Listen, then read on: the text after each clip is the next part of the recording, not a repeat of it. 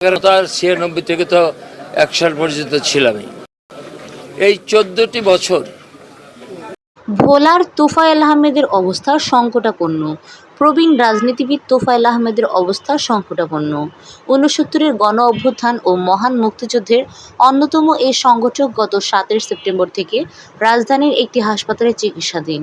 কয়েকদিন ধরেই সামাজিক যোগাযোগ মাধ্যমে তার মৃত্যুর গুজব ছড়িয়ে পড়ায় বিব্রত পরিবারের সদস্যরা। তারা বলছেন তিনি এখন পর্যন্ত বেঁচে আছেন। তোফায়েল আহমেদের মৃত্যু নিয়ে কোনো বিভ্রান্তি না ছড়ানোর অনুরোধ করছেন তোফায়েল আহমেদের জামাতা ডাক্তার তৌহিদুজ্জামান তুহিন। আজ রোববার সন্ধ্যা 7:30টার দিকে তিনি প্রথম আলোকে বলেন, তোফায়েল আহমেদের অবস্থা সংকটাপন্ন। তার অবস্থার তেমন পরিবর্তন নেই। তার হৃদযন্ত্র কাজ করছে। পরিবারের পক্ষ থেকে সবার কাছে দোয়া চেয়েছেন তারা।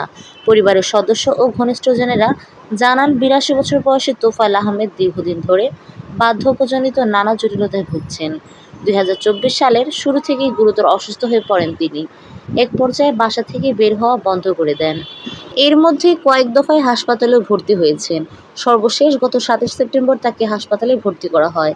ভর্তির পর থেকে তাকে লাইফ সাপোর্টে রাখা হয়েছে। তোফায়েল আহমেদ 1943 সালের 22 অক্টোবর ভোলা সদর উপজেলার দক্ষিণ দিঘলদী ইউনিয়নের কোরালিয়া গ্রামে জন্মগ্রহণ করেন। 1967 থেকে 1969 সাল পর্যন্ত তিনি ঢাকা বিশ্ববিদ্যালয়ের কেন্দ্রীয় স্বাস্থ্য সংসদে ডাকসুর ভিপি ছিলেন। 1969-এর গণ অভ্যুত্থানের অন্যতম নেতা ছিলেন তিনি। 1970 সালের নির্বাচনে মাত্র 27 বছর বয়সে তিনি পাকিস্তান জাতীয় পরিষদের সদস্য নির্বাচিত হন। তোফায়েল আহমেদ 9 বার সংসদ সদস্য নির্বাচিত হন। একাধিকবার মন্ত্রী হিসেবেও দায়িত্ব পালন করেছেন। 69-এর গণ অভ্যুত্থানে নেতৃত্বে স্থানীয় ভূমিকা রেখে দেশ জুড়ে পরিচিতি পান তোফায়েল আহমেদ। তিনি আওয়ামী লীগের বর্তমানে কার্যক্রম নিষিদ্ধ উপদেষ্টা মণ্ডলের সদস্য।